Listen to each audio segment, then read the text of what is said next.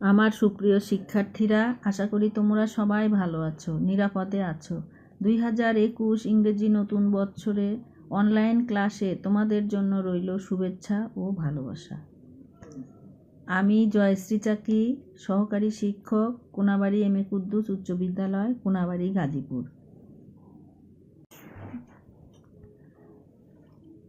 আজকে তোমাদের দশম শ্রেণীর বাংলাদেশের ইতিহাস ও বিশ্ব সভ্যতা থেকে পড়ানো হবে নবম অধ্যায় বেগম রোকেয়া। 20 শতকের শুরুতে যখন ঘরে ঘরে শিক্ষার আলো জ্বলছে, বাঙালি মুসলমান মেয়েরা তখন পিছিয়ে ছিল। মুসলমান সমাজের মেয়েরা সব অধিকার থেকে বঞ্চিত ছিল। লেখাপড়া শেখা তাদের জন্য একরকম নিষিদ্ধই ছিল। সমাজ ধর্মের নামে তাদের রাখা হতো পর্দার আড়ালে গৃহবন্দী করে। মুসলমান মেয়েদের এই বন্দি দশা থেকে যিনি মুক্তির ডাক দিলেন, তার নাম কি তোমরা জানো? শুনেছ কখনো? তার নাম বেগম রোকেয়া। এখন আমরা বেগম রোকেয়ার জন্ম সম্পর্কে জানব। 1880 সালে রংপুর জেলার মিঠাপুকুর উপজেলার পায়রাবন্দ গ্রামে তার জন্ম হয়। তার পিতার নাম জহিরুল উদ্দিন মোহাম্মদ আবু আলী সাবের আর মাতার নাম মোসাম্মদ বাহাতন্নেসা সাবেরা চৌধুরানী। এখন তার বেগম রোকেয়ার লেখাপড়ার ছোটবেলায় কেমনে লেখাপড়া করেছেন সে সম্পর্কে জানব।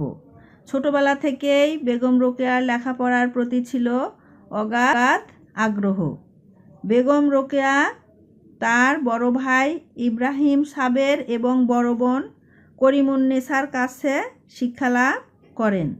তাকে পড়াশোনা করতে হতো গভীর রাতে, যাতে বাড়ির লোক টের না পায়। বড় ভাইয়ের একান্ত উৎসাহে তিনি উর্দু, আরবি, ফার্সি, বাংলা, ইংরেজি ভাষা শিক্ষালাভ করেন। স্কুলে গিয়ে শিক্ষা গ্রহণ করা সম্ভব না হলেও তিনি বাংলা ভাষায় যথেষ্ট দক্ষতা অর্জন করেছিলেন। কিশোরকাল থেকেই তিনি সাহিত্য চর্চায় মনোযোগ দিয়েছিলেন। এখন বেগম রোকেয়ার বিবাহিত জীবন। 1898 সালে কিশোরী বয়সেই বিহারের ভাগলপুরের ডেপুটি ম্যাজিস্ট্রেট সৈয়দ সাখাওয়াত হোসেনের সঙ্গে রোকেয়ার বিয়ে হয়।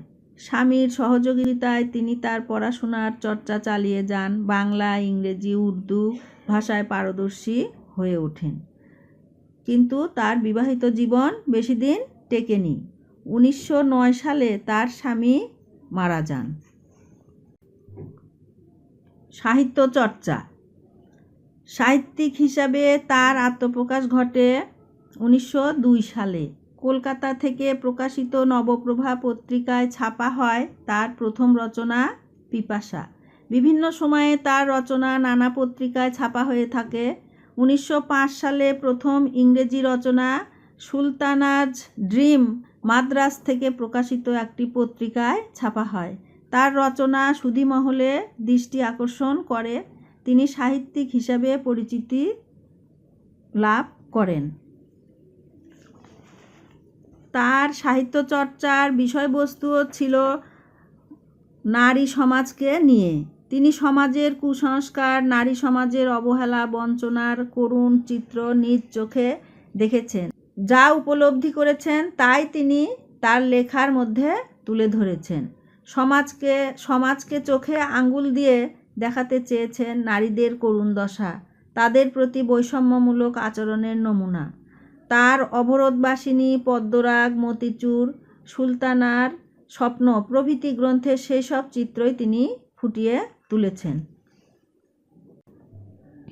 বেগম রোকেয়া ছিলেন নারী জাগরণের অগ্রদূত। তার অনেক অবদান তিনি আমাদের মাঝে রেখে গেছেন। তিনি স্বামীর নামে ভাগলপুরে একটি প্রাথমিক বালিকা বিদ্যালয় স্থাপন করেন। 1911 সালে তিনি কলকাতায় Sakhawat Memorial Urdu primary school স্থাপন করেন। 1931 সালে এটি উচ্চ ইংরেজি গার্লস স্কুলে উন্নীত হয়। মৃত্যু পর্যন্ত তিনি এই স্কুলের প্রধান শিক্ষিকা হিসাবে দায়িত্ব পালন করে গেছেন।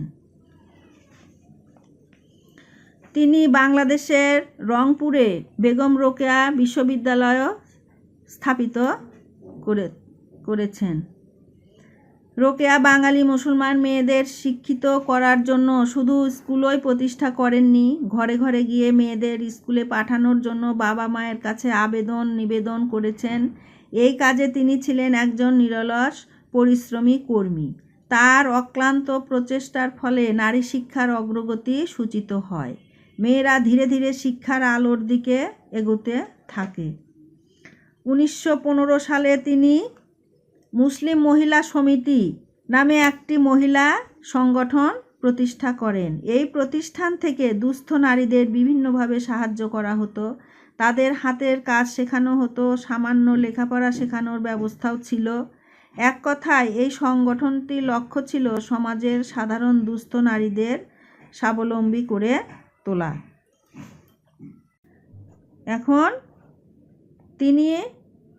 তার মৃত্যু কত সালে দেখো, 1932 সালে 9 ডিসেম্বর কলকাতায় মৃত্যুবরণ করেন তিনি। তাই আমরা 9 ডিসেম্বর রোকেয়া দিবস পালন করে থাকি। এখন আমরা বাড়ির কাজ দেখব। বাড়ির কাজ কি দেখো,